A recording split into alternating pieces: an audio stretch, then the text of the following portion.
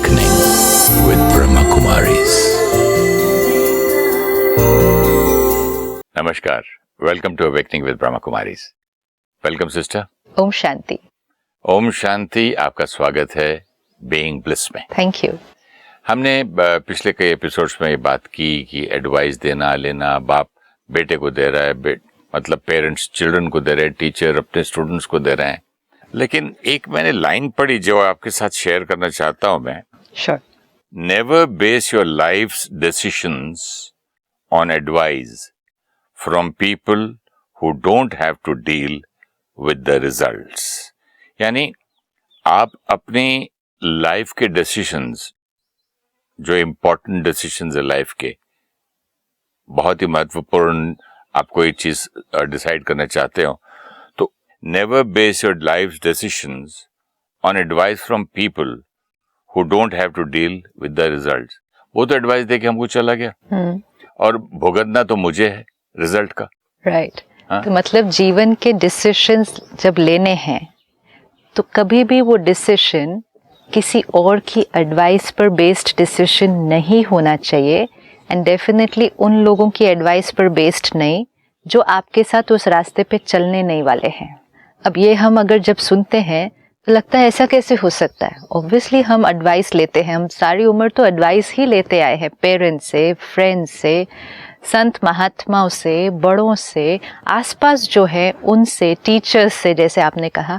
और एडवाइस लेना तो अच्छी बात है, जरूरी है. जो हमारे बड़े हैं उनके पास अनुभव है. ये छोटी छोटी जगहों पे हिंदी में सिखाया भी गया है कि रास्ता पूछ कर जाओ. हाँ. चलो तो फिर गांव जल्दी पहुंचते हैं. How sweet. मतलब हाँ. लोगों से रास्ते पूछते जाओ, नहीं तो फिर गलत रास्ते पे जाओगे, फिर ढूंढते रह जाओगे. बिल्कुल. बट यहाँ बोलता है कि जिसको मंजिल का कुछ पता नहीं है, जो आपके साथ एंड में नहीं है, रिजल्ट में. इट्स नॉट मंजिल का पता नहीं है, उस रास्ते किसको चलना है. जिस रास्ते जिसको चलना है उसको ही वो रास्ता चूज करना पड़ेगा. चलना आपने है, मैंने नहीं चलना है उस रास्ते. वो परिस्थिति आपकी है, सामना आपको करना है. तो फिर डिसीजन भी किसको लेना पड़ेगा? आपको लेना पड़ेगा. क्यों? दिस इज वेरी इंपॉर्टेंट, क्योंकि आज के समय में हम सब की, मेजोरिटी की जो निर्णय शक्ति है वो थोड़ी सी कमजोर है. हम डिसीजन लेने से पहले अब थोड़ा सा घबराते हैं. उसमें भी रीजन ये है क्योंकि सिचुएशंस अनसर्टन हो गई है. जितनी अनसर्टनिटी बढ़ती जाएगी तो डिसीजंस लेने में थोड़ा सा डर आएगा, क्योंकि मुझे पता ही नहीं कि मेरे डिसीजन का आउटकम क्या हो सकता है. क्योंकि टाइम्स आर अनसर्टन. जब सर्टनिटी थी तो डिसीजन लेना इजी था, क्योंकि इट वाज ये डिसीजन लेंगे तो ऐसे ऐसे होगा, ये डिसीजन लेंगे तो ऐसे होगा. बड़ी बड़ी रिस्क भी तो नहीं थी ना पहले. वही अनसर्टेनिटी ना, रिस्क मतलब अनसर्टेनिटी बहुत बढ़ गई है ना. अब ये नेसेसरी नहीं है कि जो सोच के मैं डिसीजन आज लूँ मेरा आउटकम वैसा होगा जो आज मैं सोचूं. तो ये अनसर्टेनिटी है. अब इसको हमने किस तरह से समझना है. लेट्स से बहुत सारे लोग हमारे पास भी आते हैं, सेंटर्स पर आते हैं, अपनी प्रॉब्लम लेकर आते हैं और चाहते हैं कि हम उनको बता दें कि उनको क्या करना चाहिए इसमें. And they will say it also directly. Please tell me what should I do. मुझे क्या करना चाहिए. For example, कोई आकर कहेगा कि मेरा रिश्ता ठीक नहीं है अपने हस्बैंड के साथ. वो मुझे ये भी करते हैं, कभी मेरे पर हाथ भी उठाते हैं, हमारी आपस में शुरू से ही कभी बनी नहीं, ये अभी कॉन्फ्लिक्ट बढ़ता जा रहा है. पूरी एक जो भी उनकी प्रॉब्लम्स है वो सारी बताकर एंड में जो लास्ट लाइन होती है वो ये होती है, आपको क्या लगता है मुझे उनके साथ रहना चाहिए या मुझे अलग हो जाना चाहिए. Now they want an answer. Answer भी कैसा? मेरे मन की पसंद का आंसर नहीं, पर आंसर चाहिए. लेकिन आंसर तो मैं जब जाता हूँ किसी डॉक्टर के पास, मैं पूछता हूँ कि भाई इज अल्कोहल गुड और बैड फॉर मी, तो मैं वेट करता हूँ कि ये बोले नहीं थोड़ा एक दो ले लो, कुछ नहीं होता. ट्रू. एक केस में ये कि हम वो आंसर चाहेंगे ताकि जो आंसर मैंने सोचा है उसको कोई और बाहर रिकन्फर्म कर दे तो मुझे करना वो इजी हो जाएगा. लेकिन एक है कि मुझसे नहीं हो रहा, मेरे से डिसीजन नहीं लिया जा रहा कि कौन सी चीज़ मेरे लिए राइट है. मैं ये सोचती हूँ कि ये राइट है, फिर थोड़ी देर के बाद मेरा माइंड कहता है नहीं ये भी हो सकता है, जैसे करियर का डिसीजन, जॉब का डिसीजन, बिजनेस करूं या जॉब करूं, बिजनेस करूं किसके साथ करूं, इनके साथ करूं या इनके साथ करूं, ये वाला बिजनेस करूं या ये, रिश्तों में मेरा बच्चा यहाँ शादी करना चाहता है लेकिन मेरे हस्बैंड मान नहीं रहे हैं, क्या करूं, मैं अपने बेटे को सपोर्ट करूं या हस्बैंड को सपोर्ट करूं। ऐसे सारा दिन में बहुत सारे डिसीजंस लेने पड़ रहे हैं जिसके लिए हम चलते चलते थोड़ा सा कंफ्यूज हो जाते हैं। अब जब ये लोग हमारे पास कोई आए ऐसा पूछने के लिए कि should I stay with my husband और should I move away, so we tell them be sorry, ये डिसीजन आपको लेना है। कि नहीं sister please, I am very confused, आप प्लीज बताओ कि मेरे लिए क्या ठीक होगा, आपको क्या लगता है। एंड दिल से आपको ज़्यादा पता है, आप इस बारे में आपको ज़्यादा मालूम है। अच्छा, फिर ये भी कहेंगे आपके पास तो कितने लोग आते हैं ना अपनी प्रॉब्लम लेकर, तो आपको पता होगा कौन सा ऑप्शन ज़्यादा अच्छा वर्क करेगा, तो आप प्लीज़ बताइए। अब ये बहुत रिस्की है कि जब कोई हमारे पास आए ऐसा पूछने के लिए, कोई भी, इवन फैमिली में, फ्रेंड्स में, हम बहुत जल्दी उस बात के प्रभाव में आकर उन्हें डिसीजन देने के लिए रेडी हो जाते, मतलब क्योंकि it gives a sense of power. अगर कोई आपके पास आए ना ये पूछने के लिए कि आपको क्या लगता है मैं ये करूं या ये करूं, हमें ये बहुत अच्छी फीलिंग आती है। हम लोगों को फिर मतलब करना क्या चाहिए, कोई एडवाइस मांग रहा है तो? ये है कि हमें, क्योंकि जिनसे मांगी जाती है, एडवाइस मांगना और डिसीजन पूछना, दो बातों में बहुत फर्क है। एडवाइस लेना और डिसीजन लेना, और जो दे रहा है उसको भी बहुत क्लियर होना चाहिए कि वो राय दे रहा है या डिसीजन सुना रहा है, ये बहुत क्लियर होना चाहिए। लेकिन क्योंकि आज हमें वी हैव दिस नेचर कि हमें कंट्रोल करना है, पावरफुल फील होना है, तो हम बहुत पावरफुल फील करते हैं कि अगर कोई आकर अपने जीवन का बहुत बड़ा डिसीजन हमारे से पूछ रहा है। But we have to be very careful, कभी भी किसी को डिसीजन नहीं सुनाना है। क्यों नहीं सुनाना है? जैसे इस लाइन ने हमें बहुत ब्यूटीफुली बताया, उस रास्ते उनको चलना है। इवन अगर आपका डिसीजन एक्यूरेट है बिल्कुल डिसीजन, लेकिन वो एक्यूरेट आपके लिए है, आपके संस्कार, आपकी कैपेसिटी, आपकी डिटर्मिनेशन, आपकी विल पावर के अनुसार आप वो डिसीजन लेंगे। लेकिन जो चलने वाला है उस रास्ते, जिसको आप डिसीजन सुना रहे हैं, उसकी कैपेसिटी, उसके संस्कार, उसकी डिटर्मिनेशन, दृढ़ता शक्ति, वो उसकी अपनी है। तो आपका एक्यूरेट डिसीजन भी एक्यूरेट है, लेकिन वो किसके लिए एक्यूरेट है? वो आपके लिए एक्यूरेट है, उनके लिए एक्यूरेट नहीं है।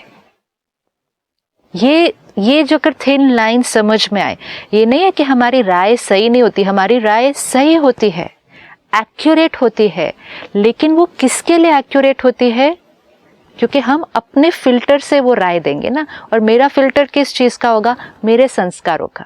जो एडवाइस देने वाले हैं या बताने वाले हैं, आपको ऐसा करना चाहिए, नहीं आपको ऐसा करना चाहिए। जैसे आपने भी कुछ एपिसोड्स पहले हमें बताया कि मेरे अंदर ये संस्कार था कि मैं दूसरे का कम सुन के सीधा बोल देता हूँ, आपको ये करो, आप ये करो, आपको ऐसा करना चाहिए। वी गिविंग डिसीजंस, हम डिसीजंस दे रहे हैं कि दूसरे, चाहे छोटी बात पे हो, लेकिन आप जो बोल रहे हैं उनको करने के लिए, वो 100% एक्यूरेट है, लेकिन वो आपके लिए 100% एक्यूरेट है। ये बहुत डीप है, इसको समझना होगा कि हम कितना easily, it's like saying go run 1 kilometre and come. If you tell me that go walk this 1 kilometre, आप 1 किलोमीटर पैदल चल के आइए, आप एक्यूरेट बात कर रहे हैं, हेल्थ के लिए अच्छा है। मैं अगर 1 किलोमीटर पैदल चल के आऊँ तो मेरे लिए बहुत यूजफुल होगा। तो आपने मुझे डिसीजन सुना दिया, आप जाइए 1 किलोमीटर चल कर आइए। ये डिसीजन आपके पर्सपेक्टिव से और आपकी फिजिकल कैपेसिटी के हिसाब से बिल्कुल सही है, लेकिन मेरा पोटेंशियल, मेरी कैपेसिटी और मेरी हेल्थ अभी मुझे 100 मीटर भी चलने की परमिशन नहीं देती है। मेरी बॉडी में ताकत ही नहीं है अभी वो।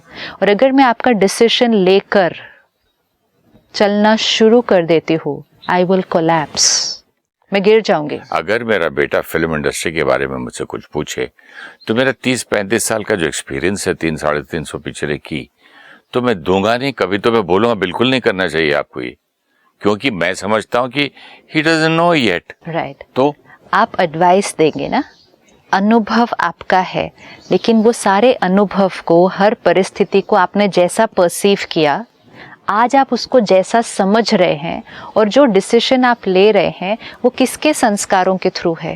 मेरे। Let's say a simple thing, चलो आपकी यही वाली एक्सपीरियंस को लेते हैं। सपोज आपके अंदर विल पावर बहुत है, ठीक है, ट्रमेंडस विल पावर। अभी इतनी विल पावर सब में नहीं होती है, ठीक। तो आपका एक संस्कार, एक क्वालिटी जो बहुत स्ट्रांग है, अब इतनी विल पावर आपके पास है, उस कारण से आपने अपना पूरा करियर अपनी टर्म्स एंड कंडीशंस पे आप चले। आपने कहा मैं ऐसा ही करूंगा, मैं इतने बजे ही शूट करूंगा, मैं इतने बजे नहीं करूंगा। आपको मुझे लेना है आप लीजिए, नहीं लेना है आई एम फाइन। सब नहीं कर सकते ये। आज सुबह भी मैंने अपने क्रू से बात की थी, कैमरा डिपार्टमेंट से। मैंने कहा if you want to stick to your principles, तो फिर जैसे मैं 1 साल घर बैठा, मुझे किसी ने काम नहीं दिया, फिर आपको वो भी करना पड़ेगा। विल पावर अपनी टर्म्स एंड कंडीशंस पर चलने की, फिर 1 साल अगर घर बैठना पड़ा, उस 1 साल में अपने मोटिवेशन लेवल को मेंटेन करके रखा। ऐसा नहीं कि 1 साल काम नहीं मिला तो मैं, कई सारी हॉबीज हैं, अपनी हॉबीज से बिजी रहे। लेकिन वो आपकी चॉइस ना। अगर किसी और को 1 साल घर बैठना पड़ जाए तो उदास हो जाए, वो फियर क्रिएट कर दे कि अब पता नहीं मेरे पास काम आएगा कि नहीं आएगा। जिंदगी बर्बाद कर दी इन्होंने। सो मच नहीं, किसी और की नहीं, आपका ही। आप देखो वो 1 साल अगर आप वेट करते हैं, आपके अंदर वो पावर है। अब डिसीजन आपने लिया था ना कि मैं ये नेगेटिव रोल नहीं करूंगा, क्योंकि डिसीजन आपका था, तो उस डिसीजन के कॉन्सिक्वेंसेस जो आए सारे, कि आपके पास सपोज 1 साल काम नहीं आया, लोग तो बोलने लगे अच्छा था बेचारा। बेचारा मतलब राइट ऑफ करना शुरू कर दिया। नहीं, अच्छा था बेचारा, पागल हो गया है। हाँ। करियर को पेपर कुल्हाड़ी मार दी, मेरी वाइफ को जाके बोला। राइट। अब डिसीजन लिया कि मैं इन प्रिंसिपल्स पे काम करूंगा। पहली बात तो वो डिसीजन लेने के लिए विल पावर चाहिए। उसके बाद जो पब्लिक ओपिनियन आया उसके ऊपर, उसको अपने ऊपर इफेक्ट होने नहीं दिया। तीसरा, जो काम नहीं मिला 1 साल, उस वजह से उसको भी अपने एंथुजियाज्म पर हावी नहीं होने दिया। कहा ओके आई विल वेट, आएगा काम, लेकिन मैं कॉम्प्रोमाइज नहीं कर। इसका मतलब विल पावर, सेल्फ रिस्पेक्ट कि दूसरे मेरे बारे में क्या बोल रहे हैं, मैं उससे इफेक्ट नहीं होगा। तीसरा, एंथुजियाज्म, कॉन्फिडेंस एंड मोटिवेशन।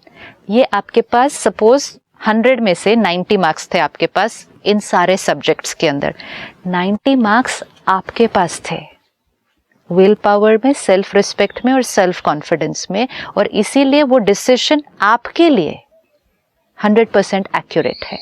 अब आपका 35 इयर्स ऑफ करियर, आपने ये डिसीजंस इस तरह से लिए एंड वो आपके लिए राइट प्रूव हो गए।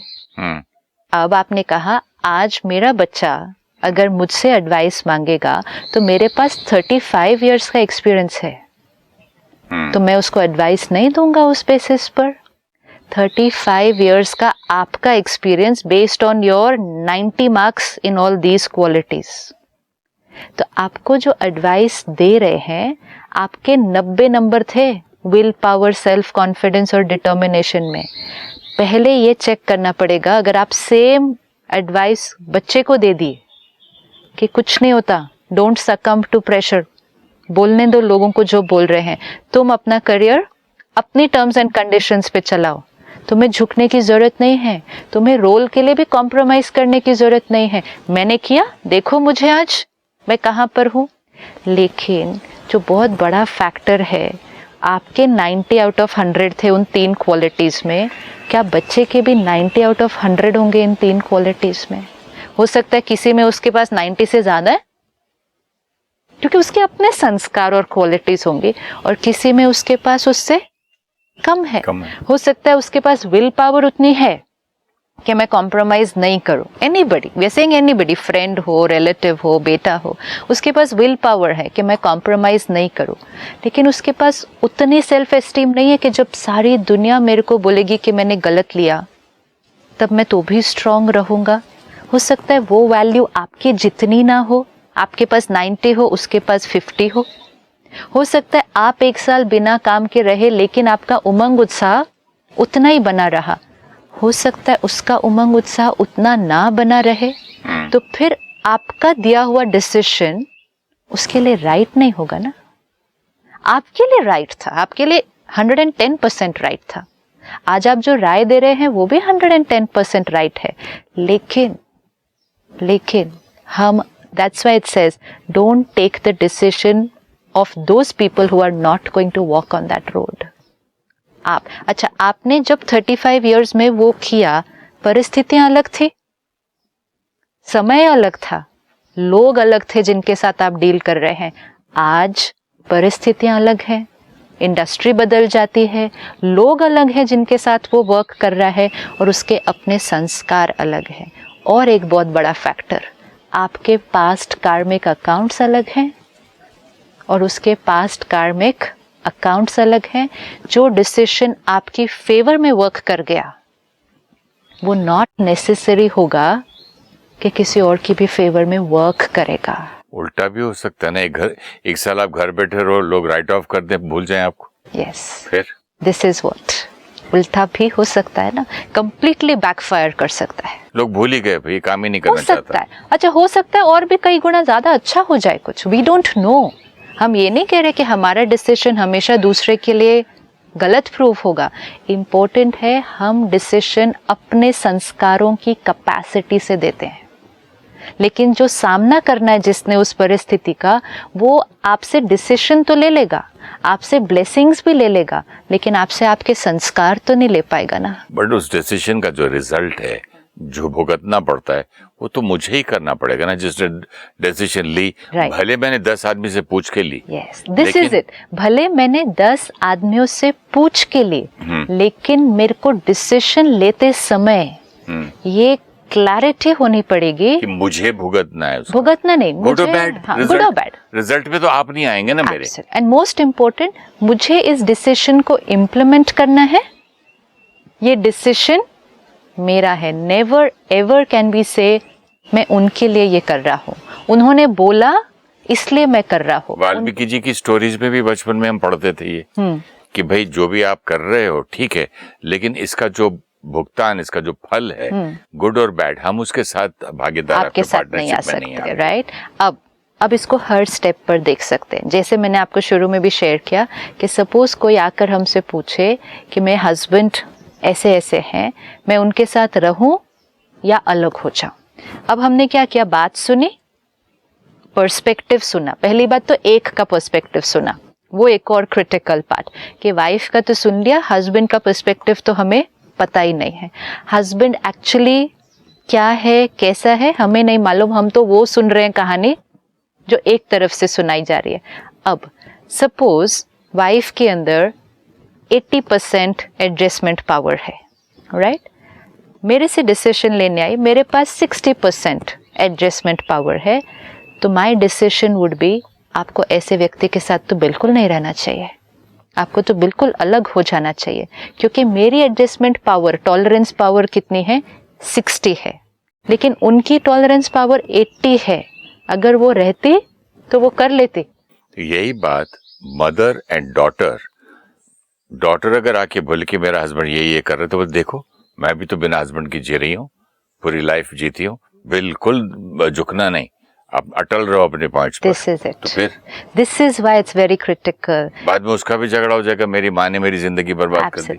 बिल्कुल, और ये होता है, ये बिल्कुल होता है। अब अगर वो बेटी या ये लेडी जो पूछने आई, उसके पास सहन शक्ति थी, उसके पास एडजस्ट करने की शक्ति थी, सब कुछ था, उसके पास रिसोर्सेज था, सिर्फ एक छोटी सी बात की डिसीजन किसी और से पूछ लिया, अपने रिसोर्सेज नहीं इवैल्यूएट नहीं किए कि मेरे पास कितने रिसोर्सेज हैं। तो अगर मेरी टॉलरेंस पावर 60 है लेकिन सामने वाले की 80 है, तो भी मेरा गलत हो गया डिसीजन। मैंने उनको कहा आप अलग हो जाओ, ऐसे व्यक्ति के साथ नहीं रहना चाहिए, उनका नुकसान हो गया। अब अगर उनकी टॉलरेंस पावर 80 है लेकिन मेरी 100 है, उनसे ज़्यादा है कई गुना, मैंने कहा बिल्कुल रहना चाहिए उनके साथ, आप कैसे अलग होने का सोच रहे हो, लेकिन उसके अंदर है ही नहीं शक्ति एडजस्ट करने की वो उतनी, अगर ये रहे उनके साथ और एडजस्ट करने की कोशिश करे तो अंदर घुट जाएगी, घुट कर डिप्रेशन में चले जाएगी। तो मेरा ये डिसीजन कि आपको अलग नहीं होना चाहिए, साथ में रहना चाहिए, तो भी गलत हो गया। तो कोई मुझसे अगर डिसीजन लेने आए, मेरी बेटी या बेटा, और important things in their life, जो आप झगड़े की बात कर रहे हैं या किसी फिल्म करियर की बात कर रही हैं, तो मैं किस बेसिस पे दूं? मैं यही बोल सकता हूँ बेटा आपको तो सोचना चाहिए ना, आप बताओ। राइट। हम ये कहते हैं न्यूट्रल हो जाऊं? नहीं, हम कैसे शेयर करेंगे किसी के साथ? एक, ये सिचुएशन आपकी है, आप बेस्ट इवैल्यूएट कर सकते हैं इस सिचुएशन को, क्यों आप परिस्थिति में हैं, हम परिस्थिति से बाहर है। जो सामने आपके व्यक्ति है वो भी सामना आप कर रहे हैं। मेरे लिए बहुत इजी है यहाँ बैठकर बोलना कि नहीं आप करो ना उनके साथ, अच्छा क्या प्रॉब्लम है, लेकिन सामना आप कर रहे हो तो इवैल्यूएट आप बेस्ट कर सकते हो। अब जब हमें राय देनी है कि हम क्या करते, we have to be very very clear which says अगर मैं आपकी जगह होता, वेरी क्लियर, आपको ऐसा करना है नहीं, अगर मैं आपकी जगह इस परिस्थिति में होता तो मैं ऐसा करता। This is very important. अगर मैं होता तो मैं ऐसा करता, अगर आप ऐसा करेंगे तो ये कॉन्सिक्वेंसेस आ सकते हैं, अगर आप ये करेंगे तो ये कॉन्सिक्वेंसेस आपके सामने आ सकते हैं। Now you choose, now you choose. एक फैसिलिटेटर, एक गाइड, एक पेरेंट मोस्ट इंपॉर्टेंट रोल ये प्ले कर सकता है कि डिटैच्ड होके सारी ऑप्शंस के प्रोबेबल कॉन्सिक्वेंसेस क्या आ सकते हैं ये सामने रख सकते हैं। और अगले की सहन शक्ति भी तो देखनी है ना। वो डिसाइड करेंगे, वो डिसीजन वो उनका होगा। हम प्रोबेबल कॉन्सिक्वेंसेस दे सकते हैं सिर्फ, कोई कहे इस रास्ते जाऊं या इस रास्ते जाऊं। बट कभी कभी बच्चे बोलते हैं ठीक है देखी जाएगी, कॉन्सिक्वेंस होगा तो होगा। हाँ, मैं तो डिवोर्स करके ही रहूंगी। तो डिसीजन उनका है, it is absolutely fine. See one thing we have to always remember, हम किसी के कार्मिक अकाउंट में, अब ये सिर्फ डिसीजंस नहीं होते, ये कार्मिक अकाउंट्स होते हैं एक्चुअली। उस आत्मा के साथ कार्मिक अकाउंट है। लेट्स से मेरा आपके साथ एक कार्मिक अकाउंट है, ऐसे ही एक और आत्मा का भी आपके साथ कार्मिक अकाउंट है, राइट? अब ये पास्ट के कैरी फॉरवर्ड कार्मिक अकाउंट्स हैं। सपोज मेरा आपके साथ पास्ट कार्मिक अकाउंट बहुत अच्छा था, तो मेरा अभी प्रेजेंट भी इंटरैक्शन कैसा होगा? बहुत अच्छा होगा। लेकिन किसी और आत्मा का आपके साथ पास्ट कार्मिक अकाउंट सपोज थोड़ा सा कॉन्फ्लिक्टिंग था, तो उसका प्रेजेंट भी आपके साथ कैसा होगा? कि टक्कर ही आएगी, बार बार संस्कार में टक्कर आएगी। अब अगर ये जो थर्ड है कि मेरे से राय लेने आए कि आपके साथ डील कैसे करना है या आपके साथ कैसे इंटरैक्ट करना है, तो आई एम गोइंग टू से आपको क्या प्रॉब्लम है? वो इतने अच्छे हैं, किस बात की आपको प्रॉब्लम आ रही है उनसे काम करने के लिए? He is a wonderful person, of course आपको उनके साथ काम करना चाहिए based on my idea, my संस्कार्स and my कार्मिक अकाउंट्स, माय कार्मिक अकाउंट। फिर माँ जब बेटी की लाइफ में दखल देती है, तुम ये सब सुन के बर्दाश्त करके बैठी हो, तुम यहाँ ये भी करती हो, वहां भी ये भी करो, बोलो कि नौकर दे, बोलो ये करे, छोटी छोटी बात में जो डिस्टर्बेंस शुरू होता है। अब मेरी बात में समझ में आई, तब से मैं सोच रहा था छोटी सी बात है, लेकिन आपने जो बोला कि छोटी सी लाइन भले छोटी है, बात बहुत डीप है। कई बार ऑपोजिट भी होता है कि पेरेंट्स बोलते हैं नहीं तुम्हें रहना चाहिए वहाँ ना, आपको बनानी चाहिए, क्यों नहीं आप रह सकते हो, हमने आपकी शादी की, आपको जाकर वहां रहना है। कैपेसिटी नहीं इवैल्यूएट करते। बेटी की कैपेसिटी अगर नहीं इवैल्यूएट की और जब उसको जो सहयोग की जरूरत थी वो सहयोग नहीं दे पाए तो भी नुकसान है। ये बहुत डिफिकल्ट है। अगर हमने बोल दिया कि वहीं रहना है, जीना है, मरना है, और वो वापस गई और सुसाइड कर ली, तो दिस इज व्हाट ना, तो सहयोग नहीं दिया, वो भी दुख है। और रख लिया और वो बोला कि अच्छा ठीक है मैं लेने ही नहीं आऊंगा, रखो अपने बच्ची को, तो हमारा रोल है पहले उनको उनकी कैपेसिटी दिखाना जो वो खुद अभी यूज नहीं कर रहे हैं। ये तो सबसे इम्पोर्टेंट रोल है कि उनको उनके ही संस्कार की अवेयरनेस दिलाना। यू नो, कभी कभी let's say I will say no I can't walk that much, नहीं मेरे से ये नहीं हो पा रहा है, आप मुझे मोटिवेट करेंगे, आप मुझे मेरे ही संस्कारों से जागृत कराएंगे, क्योंकि आप मुझे अच्छी तरह से जानते हैं, आपको पता है मेरे पास वो संस्कार है, लेकिन उस संस्कार को मैं इस टाइम यूज नहीं कर रही हूँ। तो सबसे इम्पोर्टेंट रोल जो होता है आसपास के लोगों का, specially when they are close people, you know, family, friends जो हमें बहुत अच्छी तरह से जानते हैं, उनका सबसे इम्पोर्टेंट रोल है हमें हमारे संस्कार की अवेयरनेस दिलाना कि तुम्हारे अंदर इतनी कैपेसिटी है, यूज दिस, आप ये टूल यूज करो, आप ये टूल यूज करो, आप ये टेक्निक यूज करो। अपने संस्कार की अवेयरनेस दिखाना। सेकंड, कॉन्सिक्वेंसेस के बारे में डिस्कस करना कि ये करेंगे ये हो सकता है, सेकंड ये हो सकता है, थर्ड ये ऑप्शंस। नॉर्मली क्या होता है, जो सिचुएशन में होता है ना, वो ऑप्शंस नहीं एक्सप्लोर करता क्योंकि वो अपने आइडिया से अटैच्ड होता है। जो डिटैच्ड होगा वो बहुत सारे ऑप्शंस देख सकता है, जो अटैच्ड होता है वो कुछ नहीं देख सकता, उसको सिर्फ एक ही चीज दिखती है, नहीं मेरी नहीं बनती इनसे, नहीं मेरी नहीं बनती, मेरे को प्रॉब्लम आ रही है, उसको सारी बाकी ऑप्शंस नहीं दिखाई देती। ये अटैच्ड किससे है? अपने हर्ट से, अपने आइडिया से। आप मुझे दर्द देते हैं जीवन में, ये मेरा आइडिया है, आई एम हर्ट।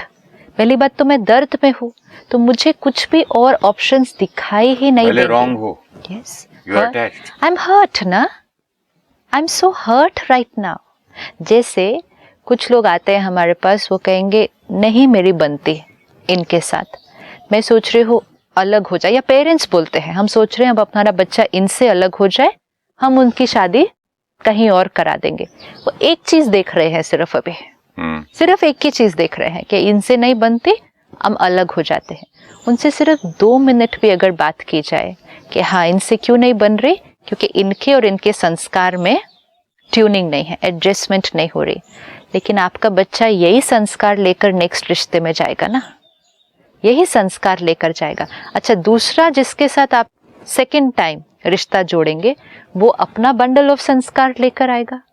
वो ये नहीं होंगे जो एग्जिस्टिंग स्पाउस के हैं, लेकिन वो कुछ और होंगे, डिफरेंट। अच्छे होंगे, बुरे होंगे, नहीं, डिफरेंट होंगे। फिर वो नए संस्कार के सेट के साथ अब फिर से एडजस्टमेंट पावर करना। अब मोस्ट इम्पोर्टेंट, आपका बच्चा भी एक पास्ट लेकर आ रहा है, जिनके साथ आप दूसरी शादी कराने जा रहे हैं वो भी एक पास्ट लेकर आ रहा है। तो पहले ही दोनों आत्माओं की शक्ति तो नॉर्मल से अपनी कम लो है। दोनों कंपैरिजन करेंगे अपने पास्ट के साथ, दोनों अपना हर्ट लेकर आएंगे। अब इन दोनों की एडजस्टमेंट पावर पहले से कई गुना कम है। तो द प्रोबेबिलिटी फैक्टर कि अब ये कितना एक दूसरे के साथ मोल्ड कर पाएंगे, ये तो पहले से कम होने वाली है। इतनी शक्ति नई एडजस्टमेंट में लगाने की बजाय, हाँ, इससे आधी शक्ति, इससे कम शक्ति पुरानी एडजस्टमेंट में लगा लें, हो जाएगा। तो सिस्टर, मैं ये चाहूंगा कि इससे हम अगले एपिसोड में कंटिन्यू करें। हाँ, definitely. Thank you so much, very interesting. Thank you, नमस्कार। When we take a decision, it has to be according to our capacity to face the situation. We need to take the decision with full awareness of our sanskars, which can make it easy or difficult to implement the decision. When we give decisions or ask others for decisions, it may go wrong. The one giving the decision is giving according to their sanskars, which may be completely different from the sanskars of the one implementing the decision. The right decision of the giver may be a failure for the one to whom it has been given. Do not take decisions for others. Be detached and see all the probable consequences of their decisions. Show them all the options possible and leave the decision to them. Make others aware of their sanskars which they are not using. Empower them to use their positive sanskars to face the situation. Then they will take the right decision. If you wish to discuss your problem or have a question to ask or want to know your nearest Raj Yoga Meditation Center, write to us at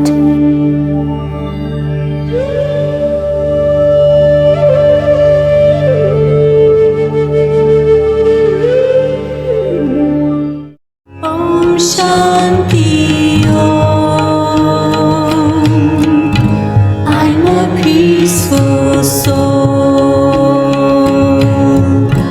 Om Shanti Om. I'm a peaceful soul. ये ध्वनि मंगल ध्वनि है. Om Shanti Om. This sound is a sacred sound. Om Shanti Om. Om Shanti Om. I'm a peaceful soul. Om Shanti Om. I'm a peaceful soul. बड़ा है सुख कर ये मंत्र